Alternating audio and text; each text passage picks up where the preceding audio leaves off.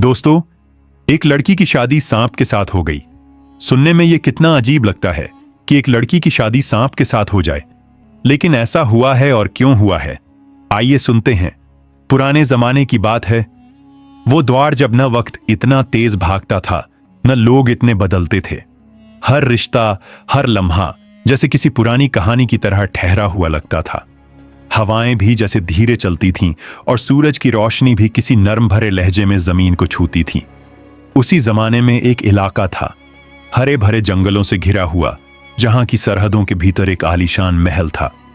उस महल में रहता था एक बहुत ही ज़हीन, समझदार और इंसाफ पसंद बादशाह, सुल्तान बेग।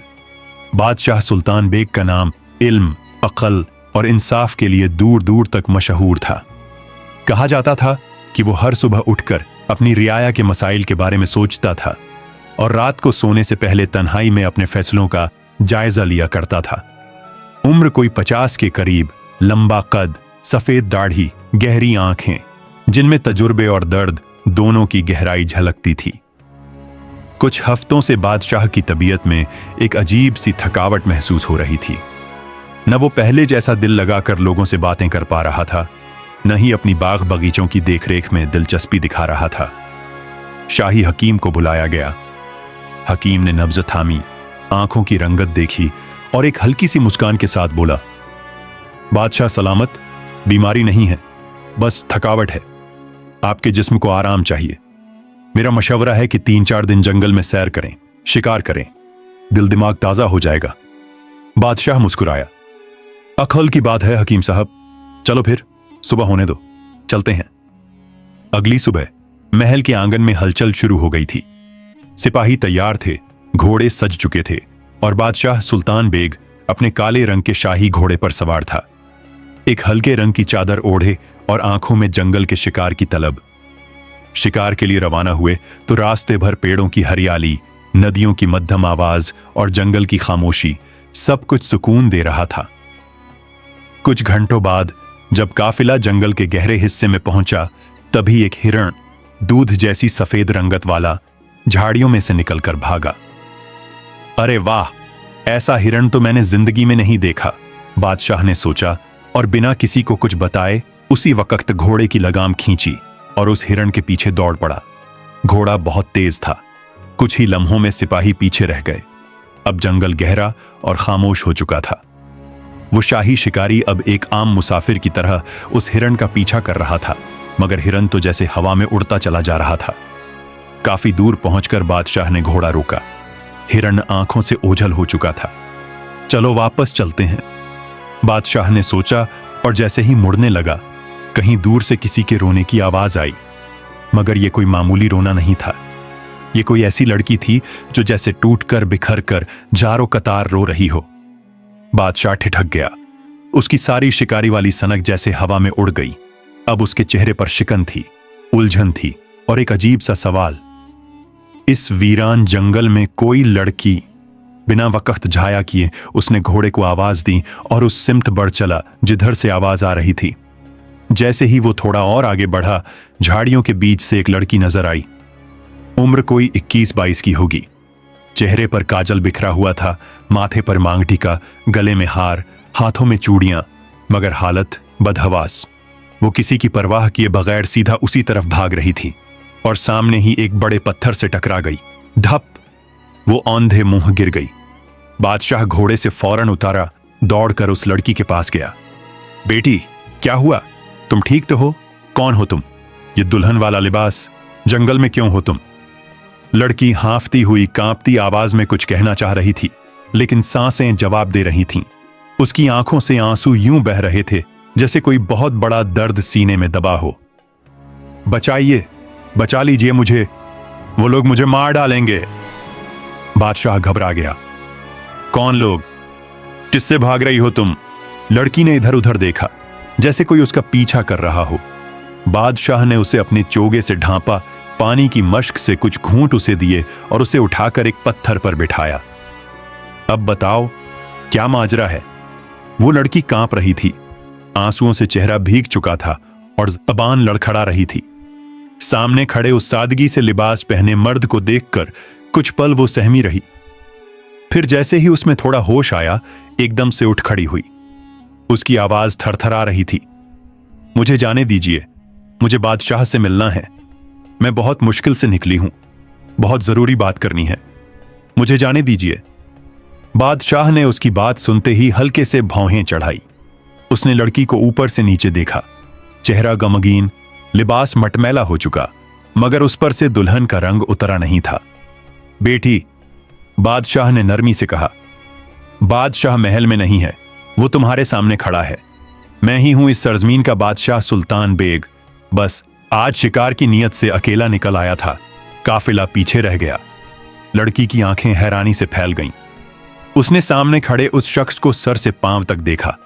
न शाही लिबास, न ताज, न सिपाही, ये बादशाह कैसे हो सकता है? उलझन से भरी निगाहों से वो पीछे मुड़ी। इधर उधर देखा ही था कि एक ही लम्हे में जंगल की तरफ से घोड़ों की टापों की आवाज आई। कुछ सिपाही घोड़ों पर सवार दौड़ते हुए आए और सामने खड़े उस सादा से आदमी के आगे गए। बादशाह सलामत, आप यहां थे, हम सब परेशान हो गए थे, माफ कीजिएगा, देर हो गई। लड़की अब कुछ समझ गई थी। उसके चेहरे पर जैसे किसी तूफान के बाद की खामोशी उतर आई। तो आप वाकई में बादशाह हैं? बादशाह ने सिर हिलाया। अब जो भी कहना है खुलकर कहो, घबराओ मत। लड़की की आंखों से आंसुओं का सैलाब फिर बह निकला। उसने कांपती आवाज में कहा, बादशाह सलामत, मेरी शादी कल रात एक सांप के साथ कर दी गई है। एक पल को जैसे हवाएं थम गईं। बादशाह के चेहरे पर हैरानी की लकीरें खींच गईं। सिपाही एक दूसरे का चेहरा देखने लगे। क्या कहा तुमने? सांप के साथ? ये क्या कह रही हो? बादशाह ने बेहद नरमी से पूछा, मगर आंखों में अजीब सी तलखी उतर आई थी। लड़की अब पूरी तरह बिखर चुकी थी।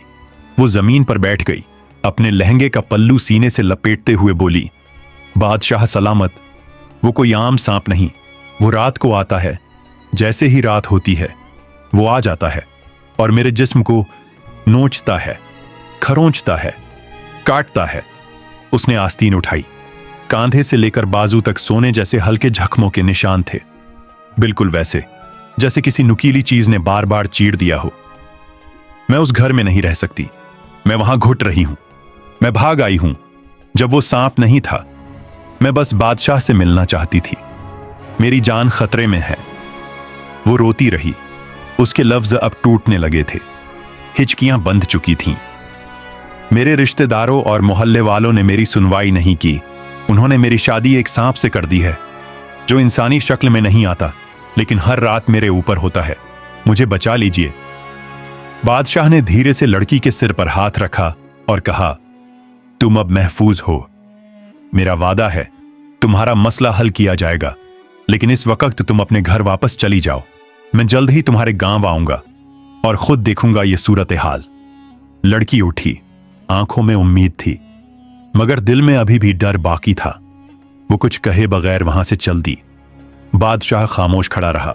उसके चेहरे पर अब शिकारी का जुनून नहीं था, बल्कि सोच, फिक्र और एक गहरी उलझन की परतें थीं। सांप और शादी, क्या है ये माजरा? वो वहीं खड़ा रहा कुछ देर, सिपाहियों को इशारा किया और फिर धीरे धीरे अपने घोड़े पर सवार होकर महल की तरफ लौट गया।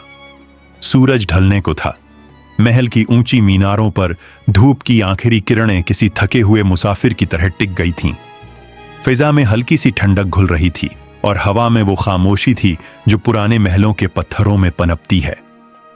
बादशाह सुल्तान बेग महल में दाखिल हुआ तो दरबार खाली था। सिपाही और हाजिर जवाब वजीर दूर खड़े थे। कोई भी इस वक्त उनके लहजे से सवाल पूछने की हिम्मत नहीं कर रहा था। सुल्तान बेग सीधे अपने शाही कमरे में गया। वही कमरा जहां एक कोने में संगमरमर की कुर्सी थी और सामने वो बड़ा सा झरोखा जो बगीचे की तरफ खुलता था। वहीं बैठकर वो अक्सर अपनी सल्तनत, अपनी रियाया और अपनी उलझनों पर गौर करता था। आज वो कुर्सी पर बैठा, मगर आंखें खुली होने के बावजूद कुछ देख नहीं रहा था। चेहरे पर एक अजीब सी थकावट थी, जिस्मानी नहीं बल्कि जहन की। मलका फारिहा बेग उम्र में बादशाह से कुछ कम, मगर गोरो फिक्र में हमकदम। वो अक्सर बादशाह की खामोशी को पढ़ लिया करती थीं। जब बादशाह ने खाना नहीं कि कुछ गलत जरूर हुआ है, वो कमरे में दाखिल हुई और नरमी से पास आकर पूछा, बादशाह सलामत, तबीयत तो ठीक है। आज आपकी आंखों में वो रोशनी नहीं जो हमेशा होती है। सुल्तान बेग ने धीरे से सिर उठाया, जैसे नींद से जागे हों। एक गहरी सांस ली और फिर रुक रुक कर जंगल का पूरा वाकया मलका को सुना दिया। हिरन का पीछा, लड़की की एंट्री, सांप की बात और उसके जिस्म पर बने जख्म। जब बात इस मुकाम पर पहुंची कि लड़की रोते हुए कह रही थी, मेरी शादी सांप के साथ कर दी गई है, तो मलका के चेहरे का रंग भी उड़ने लगा। कुछ देर वो भी खामोश रहीं। शादी सांप के साथ, ये कैसी बात है? फारिहा बेग ने हैरान होकर पूछा। बादशाह सलामत, सांप किसी इंसान के साथ शादी कैसे कर सकता है? और फिर वो हर रात आता है और लड़की को नोचता है। ये कैसी तकलीफ है जो वो सह रही है? अगर वाकई में वो सांप उसे डसता तो अब तक वो लड़की जिंदा कैसे होती? बादशाह ने धीरे से कहा, यही सवाल मेरे जहन को चैन नहीं लेने दे रहा है। इंसानी सोच से ये बाहर की बात लगती है, मगर जो कुछ मैं देख कर आया हूं वो भी झूठ नहीं हो सकता। लड़की के जिस्म पर जो निशान थे वो किसी नाटक या अफवाह का हिस्सा नहीं लगते। मलका ने गौर से बादशाह का चेहरा देखा, फिर धीरे से बोली, इस मामले के पीछे कुछ और बात जरूर है। हो सकता है कोई ऐसा आदमी हो जो सांप की शक्ल में आता हो, या फिर उसे जबरदस्ती सांप से जोड़ दिया गया हो। मगर बात कोई भी हो, इसमें किसी न किसी इंसानी जुल्म की बू आती है। बादशाह ने सर हिलाया।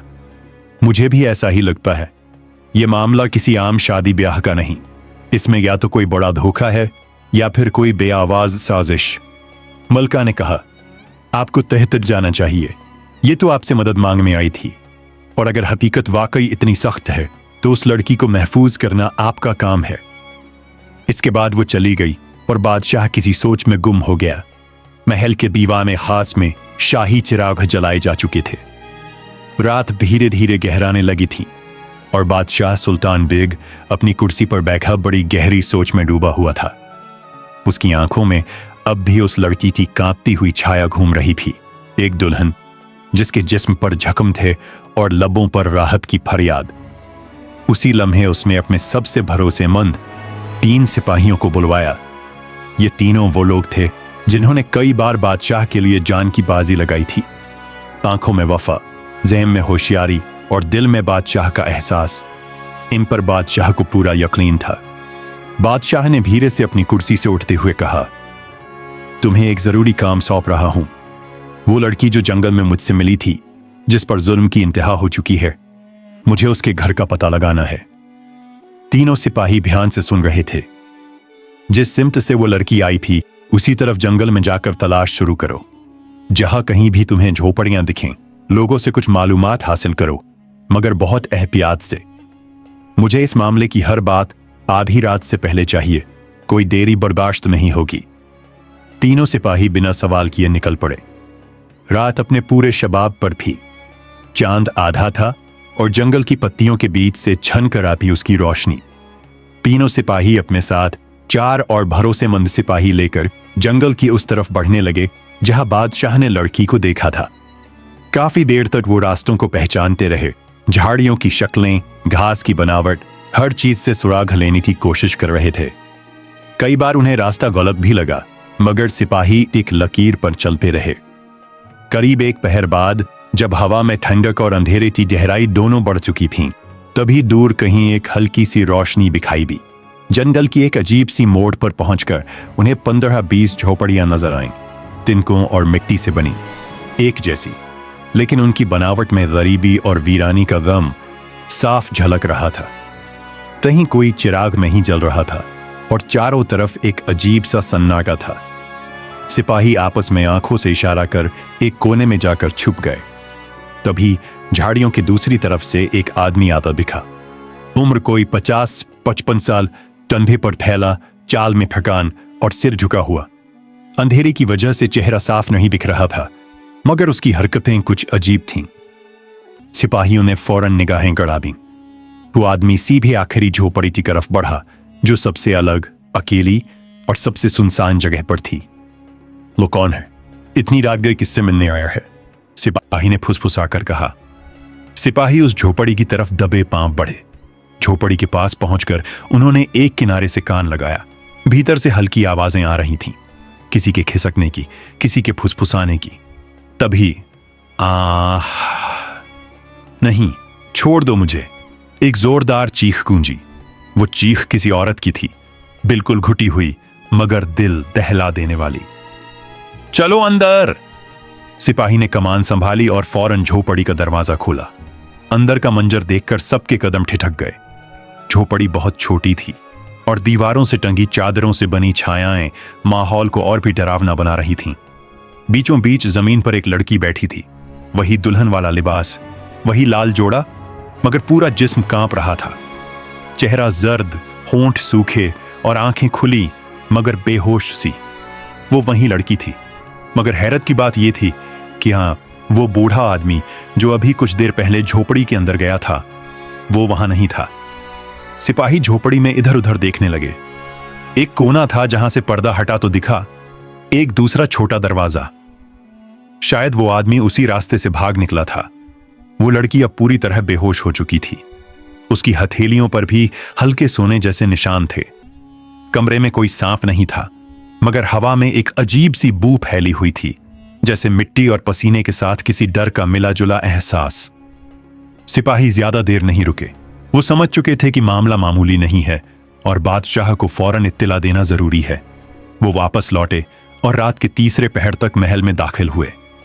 बादशाह सुल्तान बेग तब भी जाग रहा था, कुर्सी पर बैठा, आंखें दरवाजे की तरफ। जैसे ही सिपाही अंदर आए, उसने सीधा सवाल किया, मुझे सब कुछ बताओ, अभी और इसी वक्त। एक सिपाही आगे बढ़ा, बिल्कुल सधी हुई आवाज में, मगर चेहरे पर अफसोस का साया था।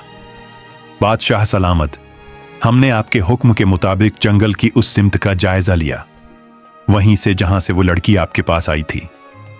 हमें बहुत देर तक कुछ नहीं मिला, लेकिन आखिरकार कुछ झोपड़ियां मिली। वहीं एक आदमी झोपड़ी में दाखिल हुआ और अंदर से चीख की आवाज आई। जब हम अंदर पहुंचे तो लड़की बेहोश मिली। पूरे जिस्म पर गहरे निशान थे, मगर वो आदमी गायब था। बादशाह ने गंभीर लहजे में पूछा, क्या तुम्हें झोपड़ी के अंदर कोई सांप नजर आया? सिपाही ने नजरें झुकाकर कहा, नहीं बादशाह सलामत, हमने हर कोना छान मारा, वहां कोई सांप नहीं था। तो फिर? बादशाह की आवाज अब तल्ख हो गई। तो फिर तुम सब वहां से क्यों लौटे? तीनों सिपाही एक लम्हा खामोश रहे। फिर एक सिपाही थोड़ा आगे आया और कहा, बादशाह सलामत, हमने एक ऐसा कदम उठाया जो आपके हुक्म में शामिल नहीं था, लेकिन हमें मजबूरी में लेना पड़ा। बादशाह ने भौहें चढ़ाईं। क्या किया तुमने? सिपाही बोला, बादशाह सलामत, उस लड़की की हालत इतनी नाजुक थी, पूरा जिस्म कांप रहा था, सांसें टूट रही थीं और जख्म इतने गहरे थे कि हम डर गए। हमने फैसला किया कि उसे वहीं छोड़ने से बेहतर है कि उसे शाही हकीम के पास लाया जाए। वो अब महल के शिफा खाने में है, बेहोशी की हालत में। सुल्तान बेग कुछ पल के लिए खामोश हो गया, फिर गहरी सांस लेकर बोला, तुम लोगों ने सही किया, बहुत अच्छा किया। अगर तुम उसे वहीं छोड़ आते तो शायद ये लड़की सुबह का सूरज भी न देख पाती। उसने तीनों सिपाहियों को शुक्रिया कहा और फिर वहीं से फौरन शिफा खाने की तरफ रवाना हो गया। शाही शिफा खाना महल से थोड़ी ही दूरी पर था। एक सीधा रास्ता जो गुलाबों की क्यारियों के बीच से निकलता हुआ एक बड़े अहाते तक पहुंचता था। जैसे ही बादशाह अंदर दाखिल हुआ, वहां की खामोशी में बस एक धीमी धीमी सांसों की आवाज थी। कमरे में शाही हकीम और उनकी बीवी, जो खुद एक तजुर्बेकार हकीमा थीं, उस लड़की के जख्मों का मुआयना कर रहे थे। लड़की अब भी बेहोश थी। चेहरा पीला, होंठ सूखे और जिस्म पर चादर हल्के से पड़ी थी, मगर कुछ जगहों पर से गहरे निशान दिख रहे थे। बादशाह के कदमों की आहट सुनकर शाही हकीम ने पीछे मुड़कर कहा, बादशाह सलामत। सुल्तान बेग ने बिना वक्त जाया किए पूछा, कहिए, क्या मालूम हुआ? ये निशान किस चीज के हैं? हकीम ने गहरी सोच में डूबे हुए कहा, बादशाह सलामत, मैंने सांप के बहुत से काटने देखे हैं। एक सांप एक बार डसता है, फिर उसके जहर का असर इंसान के जिस्म को कुछ ही पल में खा जाता है, मगर इस लड़की के जिस्म पर जो निशान है वो न तो किसी एक बार के डसने के हैं, न ही जहर का असर है। तो फिर? बादशाह की आवाज दब गई। ये कोई एक जगह नहीं, पूरा जिस्म जैसे धीरे धीरे किसी नुकीली चीज से खुरचा गया हो। और ये हर रात होता है, तभी घाव भरते नहीं। ये किसी जानवर की हरकत नहीं लगती, ये कोई इंसानी हरकत है, मगर बेहद शातिर। हकीमा ने भी सिर हिलाया।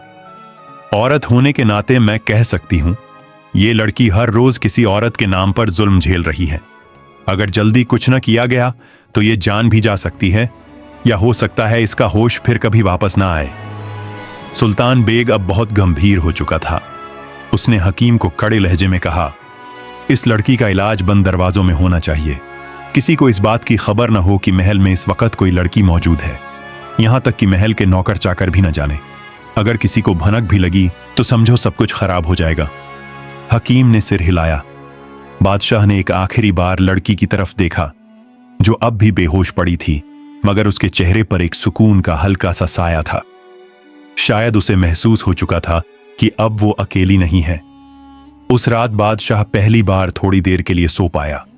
सुबह की नम हवाएं महल के पर्दों को छूकर निकल चुकी थीं। बादशाह सुल्तान बेग की आंखों में नींद तो थी, मगर दिल में बेचैनी ज्यादा थी। सूरज की पहली किरण के साथ ही उसने शाही लिबास उतारकर एक आम मुसाफिर की तरह सादा कपड़े पहन ली। न ताज न तलवार, सिर्फ एक नजर, जो अब सच की तलाश में जंगल के उस अजनबी हिस्से की तरफ निकल पड़ी थी। उसके साथ कोई सिपाही नहीं था। वो अकेले घोड़े पर सवार उन्हीं पगडंडियों से होता हुआ उस गहरे जंगल के भीतर पहुंचा, जहां रातों की चीखें और सन्नाटे आज भी ताजा थे। काफी देर तलाश के बाद बादशाह को एक पेड़ के नीचे बैठा एक 70-80 साल का बुजुर्ग नजर आया। झुका हुआ कद, हाथ में लकड़ी की लाठी, ऐसा लगता था जैसे वक्त ने उसे भुला दिया हो। बादशाह घोड़े से उतरा और नजदीक जाकर कहा, बाबा आदाब, जरा एक बात पूछनी है। बूढ़ा सीधा उसकी आंखों में नहीं देख पाया। क्या पूछना है बेटा? बादशाह ने सीधी बात कही, ये जो आखिरी झोपड़ी में लड़की रहती है, उसके बारे में कुछ मालूमात चाहिए। बूढ़ा एकदम से तन गया। उसने नफरत भरी नजरों से उस झोपड़ी की तरफ देखा और थूका, तू क्या करेगा उसका हाल जानकर?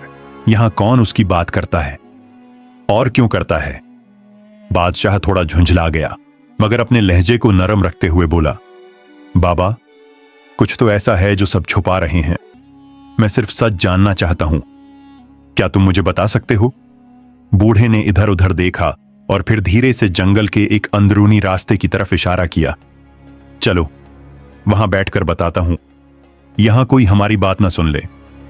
दोनों एक सूखे हुए पेड़ के नीचे जाकर बैठे। जंगल की गहराई में अब धूप भी हल्की सी लग रही थी और हवा बिल्कुल ठंडी।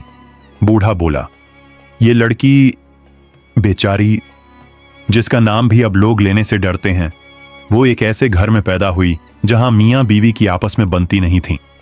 हर दिन लड़ाई, हर रात चीखें। उसके मां बाप का रिश्ता जैसे जलता हुआ अंगारा था। एक दिन उसकी मां, जो बहुत दुखी थी, किसी से सुनकर एक ढोंगी आमिल के पास पहुंची। ढोंगी ने कहा, तुम्हारे घर पर असर है, ये लिफाफे में रखे कागज पानी में डालकर शौहर को पिला दो। उधर शौहर को किसी दोस्त ने समझा लिया कि बीवी से झगड़ा छोड़ दे, और जैसे ही सब कुछ सुधरने लगा, औरत ने मान लिया कि जो कुछ बदला है वो उस ढोंगी की वजह से हुआ है। बादशाह चुपचाप सुन रहा था। वो औरत रोज उस ढोंगी के पास जाने लगी। बातें बढ़ीं, और जब शौहर को पता चला तो फिर वही मारपीट, तू मैं। एक दिन हाथ उठ गया और दोनों उसी लड़ाई में मारे गए।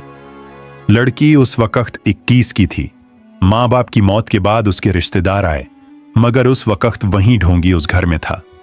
उसने कहा कि इस घर में एक साया है और यह तब तक रहेगा जब तक इस लड़की की शादी एक सांप से न कर दी जाए। 3 दिन सांप के साथ रहकर अगर वो बच गई तो फिर कोई मर्द उससे शादी कर सकता है। बादशाह के होंठ थरथराए और किसी ने कुछ नहीं कहा। बूढ़े ने गहरी सांस ली। कोई कुछ नहीं बोला। उल्टे सबने ढोंगी की बातों को सच मान लिया। डर था, जादू का, साए का, भूत का। रिश्तेदारों ने कहा ठीक है, और लड़की की शादी सांप से कर दी गई। 3 दिन से यह सिलसिला चल रहा है। रात को वो सांप आता है और उसकी हालत हर सुबह। गांव वाले? बादशाह ने पूछा। बूढ़े ने थूक निगलते हुए जवाब दिया, उन्हें ढोंगी ने कह दिया है।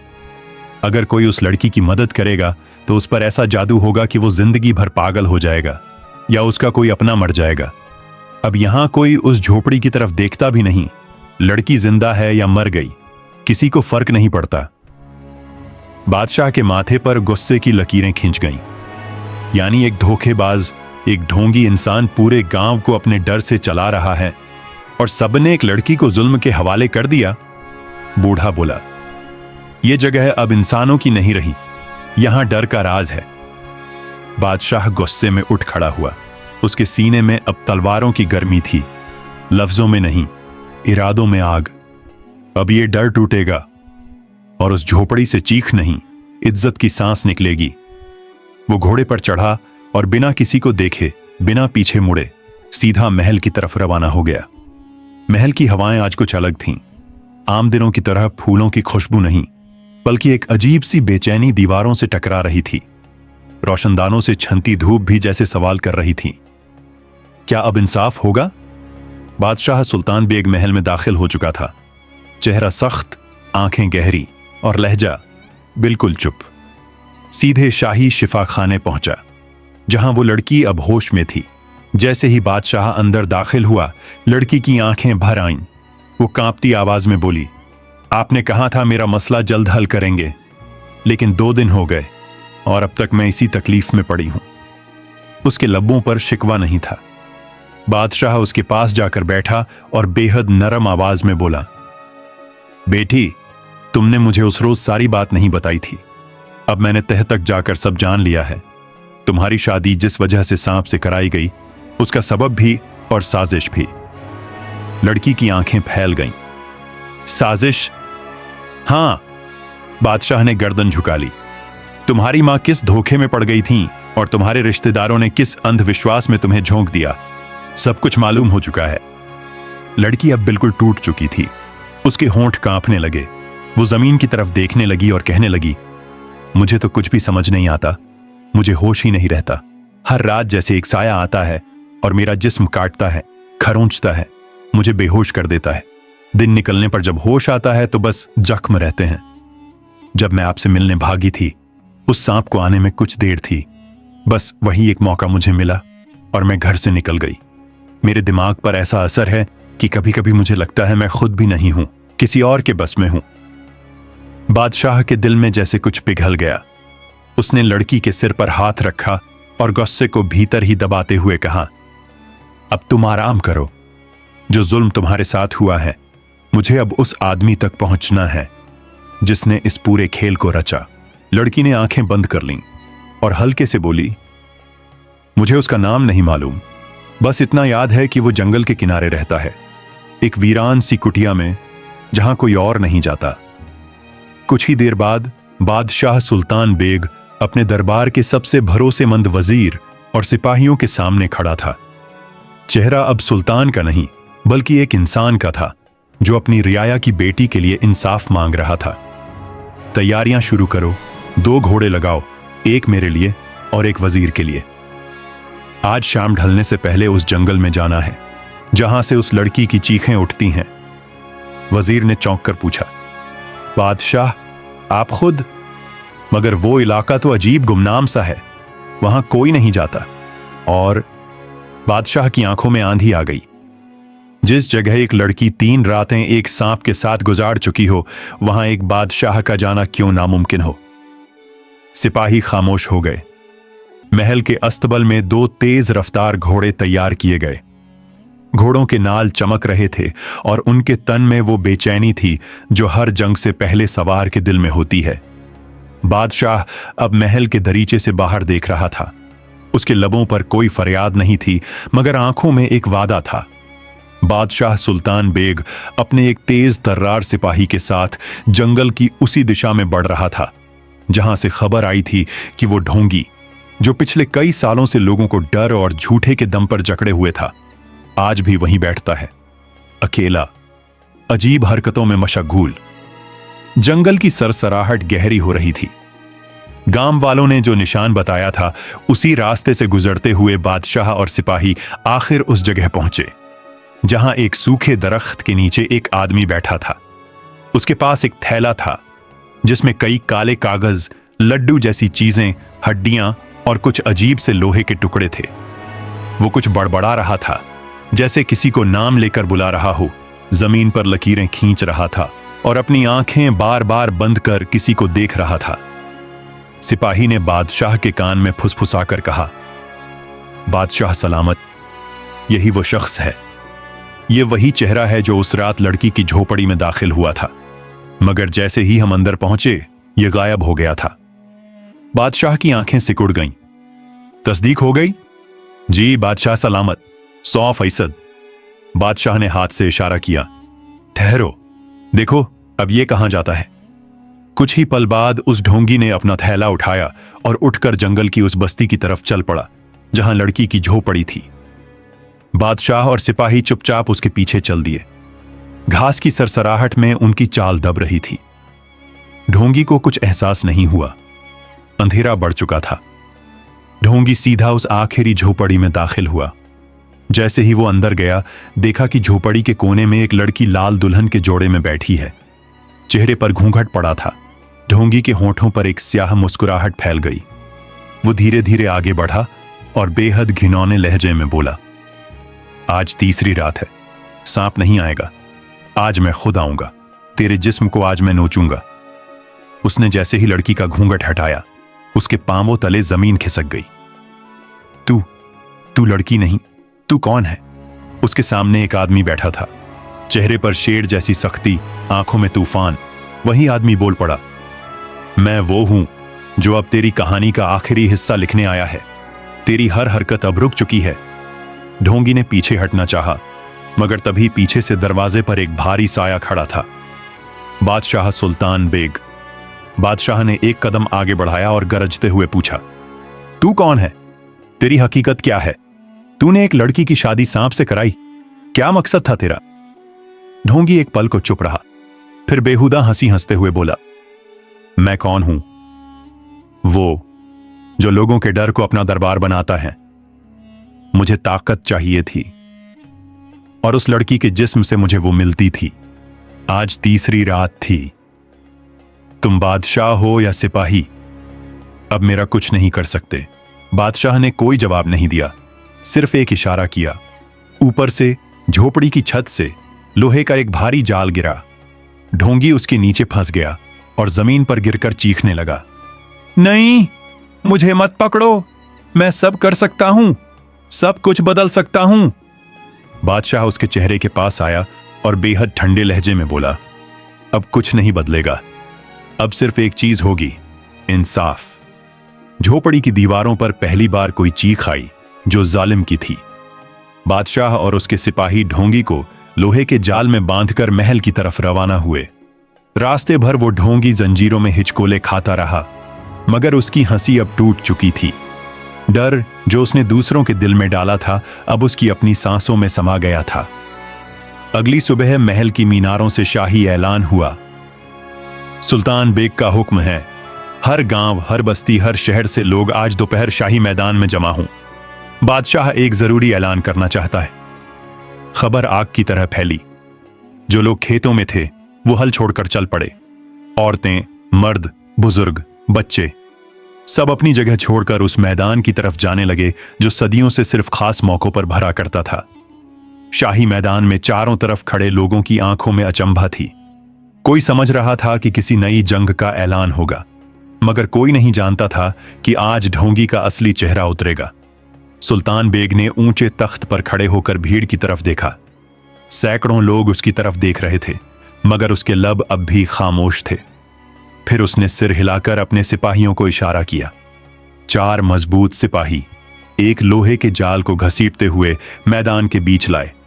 जाल के अंदर पड़ा था वहीं ढोंगी, कपड़े फटे हुए, बाल बिखरे हुए, चेहरा पर घमंड और पागलपन की मिलावट। लेकिन उसकी आंखों में कोई शर्म नहीं थी, सिर्फ एक अजीब सी लहर, जैसे वो अभी भी कुछ साबित करना चाहता हो। जैसे ही औरतों ने उसका चेहरा देखा, उनके चेहरे लगवा देगा। शोर बढ़ने लगा। सुल्तान बेग ने हाथ उठाकर सबको खामोश किया और गरजती हुई आवाज में बोला, ये वही शख्स है जिसने एक लड़की की जिंदगी को 3 रातों से जख्मी कर दिया है, जिसने पूरे गांव को डर, वहम और अंधविश्वास की जंजीरों में बांध रखा था। और औरतों को अपनी हवस का शिकार बनाने के लिए इलाज का नाम लिया। आज मैं इसका इंसाफ सबके सामने करूंगा ताकि जालिमों को समझ आ जाए, इस मुल्क में अब कोई लड़की की चीख पर कान बंद नहीं करेगा। बादशाह ने सिपाहियों से कहा, इसकी खैर खबर लो। ताकत का घमंड तब तक नहीं टूटता जब तक हड्डियों में सच्चाई की दस्तक न दी जाए। सिपाही आगे बढ़े। एक ने उसके चेहरे पर थप्पड़ मारा, दूसरा उसकी टांग पर लाठी से वार करने लगा। किसी ने कमर पर लात मारी, किसी ने छड़ी से पीठ पर निशान बना डाले। ढोंगी का चेहरा अब तख्त से टकरा रहा था, मगर वो फिर भी चिल्ला नहीं रहा था, बल्कि हंस रहा था। हंसी ऐसी कि खामोश कर दे। मार लो, जितना चाहो मार लो, लेकिन मैं अब बहुत ताकतवर बन चुका हूं। तुम लोग बादशाह हो या सिपाही, मेरा कुछ नहीं बिगाड़ सकते। उसकी आवाज कांपती हुई मगर तेज थी। सुल्तान बेग ने गुस्से से अपनी तलवार निकाली। उसकी चमक ने पूरे मैदान को थर्रा दिया। तलवार को उसकी गर्दन के पास रखते हुए बादशाह ने कहा, आज तुझे वैसे भी सजाए मौत देनी है, मगर इंसाफ का तरीका यही है कि आखिरी लम्हा आने से पहले तू अपनी सफाई में कुछ कहना चाहे तो कह सकता है। ढोंगी का चेहरा अब भी मुस्कुरा रहा था। वो तिरछा होकर जमीन की तरफ थूका और बोला, मुझे तुम्हारी अदालत से नहीं डर लगता, और मैं अब भी हार मानने वालों में नहीं हूं।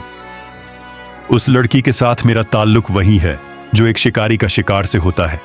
यह सुनकर मैदान में सन्नाटा छा गया। औरतों की आंखें भर आईं, मर्दों के हाथ कांपने लगे, बच्चों ने अपने मां बाप की उंगलियां कसकर पकड़ लीं। बादशाह ने तलवार वापस म्यान में डाल ली। आज तेरी मौत तुझे सिर्फ मिटाएगी नहीं, बल्कि तुझ जैसों को सबक भी देगी। शाही मैदान अब पूरी तरह खामोश था। सैकड़ों आंखें उस एक शख्स को घूर रही थीं जो जमीन पर जंजीरों में बंधा पड़ा था। बादशाह सुल्तान बेग की तलवार अब भी उसके करीब थी, लेकिन उसकी बातों का जहर ज्यादा घातक था। बादशाह ने सीधा सवाल किया, इस लड़की के साथ तेरा क्या ताल्लुक है?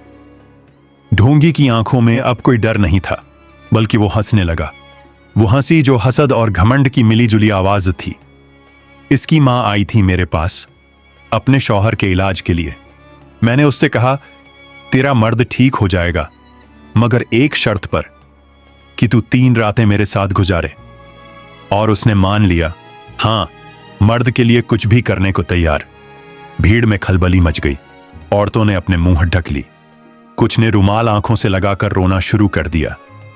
लेकिन ढोंगी आगे बोला, उसके शौहर को किसी तरह पता चल गया और फिर दोनों के बीच लड़ाई हुई और उसी में दोनों मारे गए। उसने गर्दन झटका, जैसे उसके लफ्जों का कोई वजन ही नहीं। मैंने सोचा अब इसका खेल भी खत्म हुआ, मगर तभी मैंने इस लड़की को देखा, जवान, खामोश, सीधी, एकदम अकेली। मेरी हवस फिर जाग उठी। जब रिश्तेदार आए इसे ले जाने तो मैंने उन्हें डराया। कहा, इस पर साया है। कहा, जिसने भी शादी की मर जाएगा और इलाज सिर्फ एक है, 3 रातें सांप के साथ। उन्होंने यकीन कर लिया। वो लोग मेरी बातों पर भरोसा कर बैठे। बादशाह का चेहरा अब सख्त हो गया था। चेहरे की रेखाएं गुस्से से तन गई थीं। फिर बता, तूने उस सांप को कहां से लाया और वो इसे दस्ता क्यों नहीं था? ढोंगी अब भी मुस्कुरा रहा था। वो सांप असली नहीं था, वो सिर्फ दिखावे का था। दरअसल वो एक लंबी रस्सी में लकड़ी का नकली सांप बांधकर झोपड़ी में लटकाया गया था। अंधेरे में कोई देख नहीं सकता था, और जब वो लड़की रात को बेहोश होती थी तब मैं आता था। मैं ही हर रात उसे नोचता था और सुबह से पहले गायब हो जाता था। कभी उसके हाथ पर खरोंच, कभी पीठ पर। वो होश में आती तो समझती सांप ने डसा। भीड़ अब गुस्से से उबल रही थी, और हर बार जब वो लड़की चीखती थी मैं ताकत महसूस करता था। बादशाह की आंखों में अब तलवार से ज्यादा धार थी। तू इंसान नहीं, तू वो गंदगी है जो रिश्तों की शक्ल में जहर भरता है। आज नहीं तो कल तू किसी और की बेटी को जला देता। भीड़ में से एक औरत चिल्लाई, इसने मेरी भाभी को कहा था कि उसके बच्चे की मौत इसी की बीवी के कारण हुई है। अब भीड़ बेकाबू हो रही थी। मर्दों ने हाथ उठाए, औरतें गालियां दे रही थीं, मगर बादशाह ने हाथ उठाकर सबको रोक दिया। इंसाफ का हक कानून से होगा, भीड़ से नहीं। शाही मैदान में अब भी सैकड़ों लोग मौजूद थे। ढोंगी जंजीरों में जकड़ा जमीन पर पड़ा था, मगर उसकी आंखों में अब भी वही घमंड, वही घिनौनी चमक मौजूद थी। बादशाह सुल्तान बेग अब भी मैदान के ऊंचे तख्त पर खड़ा था।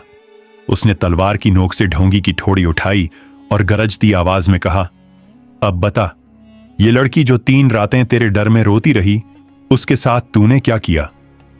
ढोंगी ने हंसते हुए जवाब दिया, मेरे पास सांप हैं, पालतू।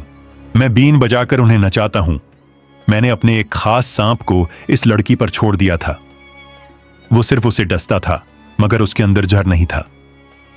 जब वो बेहोश हो जाती थी, तब मैं आता था और उसके जिस्म से वो सब करता था जो एक दरिंदा करता है। मैंने उसकी मां को भी धोखा दिया था, और अब ये लड़की मेरी मजबूती का जरिया थी। सारे शहर की आंखें अब फटी की फटी थीं। औरतें खामोश थीं, मगर उनकी आंखों से आंसू बह रहे थे। मर्दों के चेहरों पर गुस्से की लाली थी, लेकिन कोई कुछ बोल नहीं रहा था, क्योंकि अब पूरी हकीकत सामने थी। ढोंगी ने सिर उठाया और फिर पागलों की तरह हंसते हुए बोला, अब मुझे फर्क नहीं पड़ता कि तुम लोग क्या करोगे। मैं बहुत ताकतवर हो चुका हूं। मैं तुम्हें और तुम्हारी सल्तनत को मिटा दूंगा। फिर वो बड़बड़ाने लगा और दोनों हाथ ऊपर उठाकर कुछ अजीब से शब्द पढ़ने लगा। कभी कोई लकीरें जमीन पर खींचता, कभी इधर उधर फूंक मारता, कभी खुद पर थूकता, कभी लोगों की तरफ घूरता, मगर कुछ नहीं हुआ। लोग देख रहे थे जैसे कोई नाटक देख रहे हों। ढोंगी की हंसी अब टूटने लगी। उसकी आंखों में खौफ आने लगा। ये कैसे हो सकता है? मेरे मंत्र। बादशाह अब मुस्कुराया और धीरे धीरे उसके पास जाकर बोला, तू समझा कि तेरी लड़ाई एक बादशाह से है। तू गलत समझा। तेरी लड़ाई एक ताज से नहीं, उस अवाम से है जो अब जाग चुकी है। अब तू किसी लड़की को धोखा नहीं दे पाएगा, किसी मां को फुसला नहीं पाएगा और किसी घर को उजाड़ नहीं पाएगा, क्योंकि अब इंसाफ सिर्फ दरबार में नहीं मिलेगा, बल्कि हर गली, हर बस्ती में मिलेगा। बादशाह ने सबकी तरफ देखकर कहा, मैं आज सब औरतों से, सब माओं से, सब बहनों से कहता हूं, अपने मसलों के हल के लिए किसी ऐसे शख्स के पास न जाएं जो तुम्हारे जिस्म का सौदा करे, जो तुम्हारी लाज का तिजारत बनाए। अगर कोई कहे कि औरत की इज्जत ताकत का जरिया है, तो समझ जाना वो ढोंगी है, वो धोखेबाज है, और मेरी सल्तनत में अब ऐसा कोई नहीं बचेगा। अगर तुम्हें कोई दिखे जो डर या डरावनी बातें करके तुम्हें अपने पास बुलाए, फौरन मेरे दरबार में आओ। अब से ये हुक्म है, ढोंग, जालसाजी और अंधविश्वास पर बैन है। इंसाफ का दरवाजा अब हर किसी के लिए खुला है। लोगों की आंखें भर आईं। कई ने अपने हाथ जोड़ ली।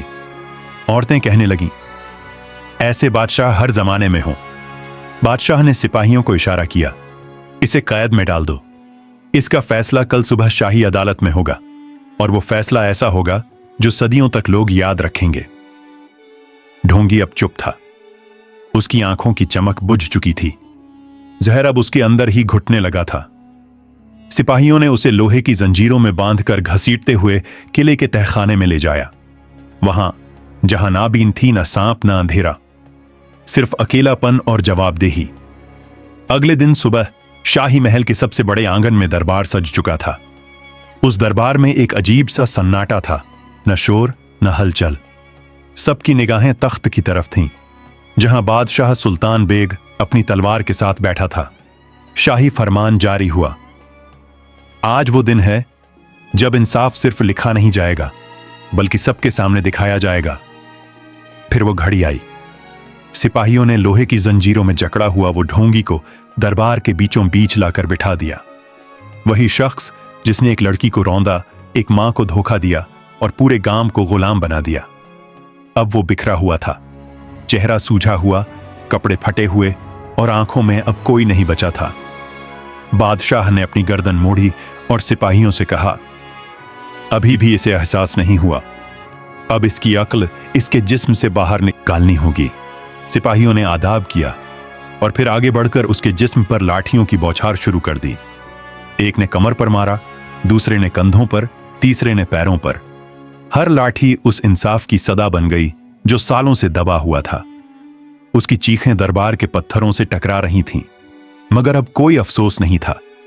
जब उसका जिस्म लहूलुहान हो गया, बादशाह ने तलवार निकाली, वही तलवार जो इंसाफ के लिए उठती थी, जुल्म के लिए नहीं। तलवार की चमक में एक फैसला झलक रहा था। तेरा नाम मिटा दिया जाएगा, तेरी याद मिटा दी जाएगी और तेरा अंजाम लोगों की आंखों में सबक बनकर रहेगा। और एक ही वार में बादशाह ने उसकी गर्दन अलग कर दी। शाही मैदान में एक घुप्प सन्नाटा छा गया और फिर ताली नहीं, उम्मीद की आवाजें उठीं।